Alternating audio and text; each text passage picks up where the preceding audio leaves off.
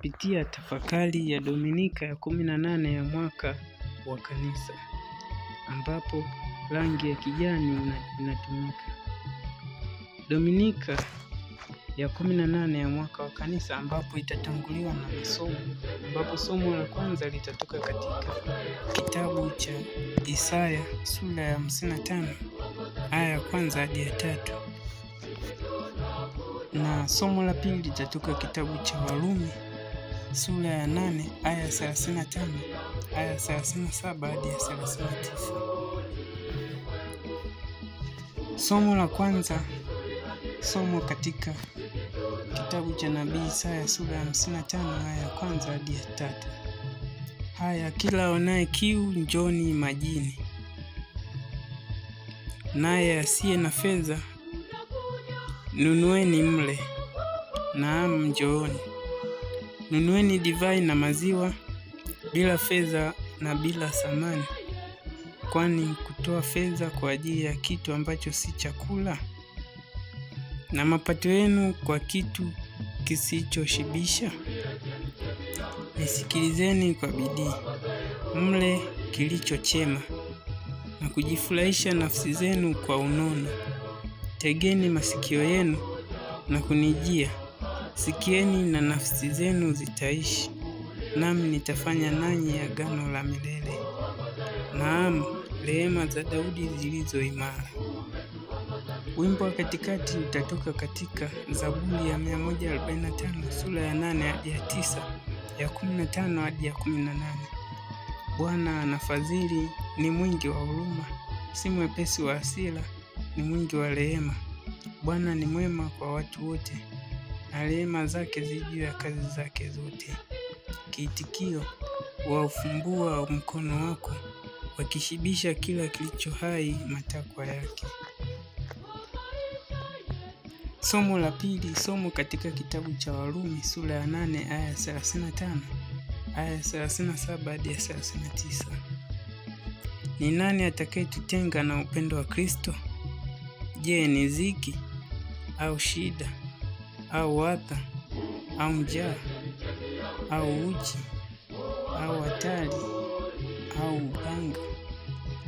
Kama ilivyoandikwa kwamba kwa ajili yako tunauawa mchana kutwa, tumehesabiwa kuwa kama kondoo wa kuchinjwa. Lakini katika mambo hayo yote tunashinda, na zaidi ya kushinda kwa yeye aliyetupenda. Kwa maana mmekwisha kujua hakika ya kwamba wala mauti wala uzima wala malaika wala mwenye mamlaka wala yaliyopo wala yatakayokuwapo wala wenye uwezo wala yaliyo juu wala yaliyo chini wala kiumbe kingine chochote hakitaweza kututenga na upendo wa Mungu ulio katika Kristo Yesu Bwana wetu.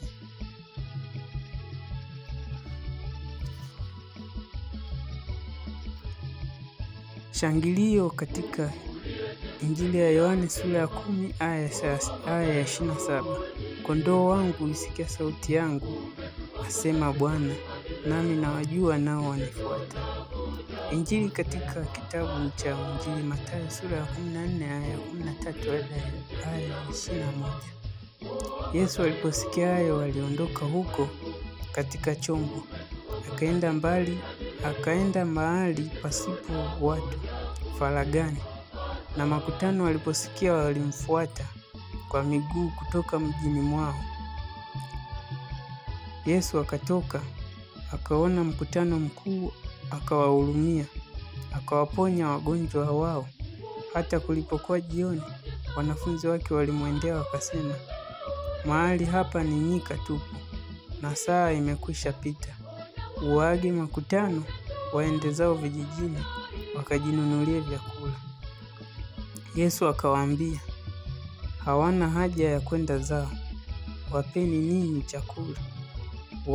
Wakamwambia, hatuna kitu hapa ila mikate 5 na samaki 2. Akasema, nileteeni hapa.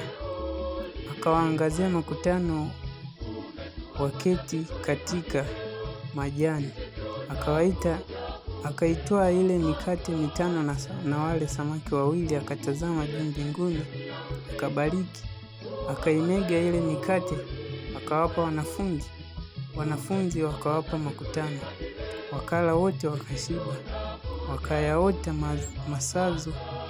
wakayaokota masazo ya vipande vya mikate, vikapu 12 vimejaa. Na hao walikuwa wanaume wapatao 5,000 bila wanawake na watoto. Hilo ndilo neno la Bwana. Mpendwa mtazamaji, tafakari ya leo kwamba Mungu wetu ni mkarimu. Ukarimu ni tendo la kushirikisha ulichonacho kwa ajili ya fanaka ya mwenzako. Hiki ni kitendo ambacho kinatuunganisha na wenzetu na kuwapatia fursa ya kuonja kile tulichokirimiwa na Mungu. Katika hekima ya kawaida tunaelekezwa kuwa anayetoa hupokea. Tendo la ukarimu ni tendo ambalo linaufunua upendo wa Mungu na kuisimika huruma yake. Mungu anawaangalia wahitaji mbalimbali kwa jicho la huruma, na kupitia mimi na wewe anawahudumia watu hawa wanaomlilia kila kukipata pale tunapowatendea kwa ukarimu.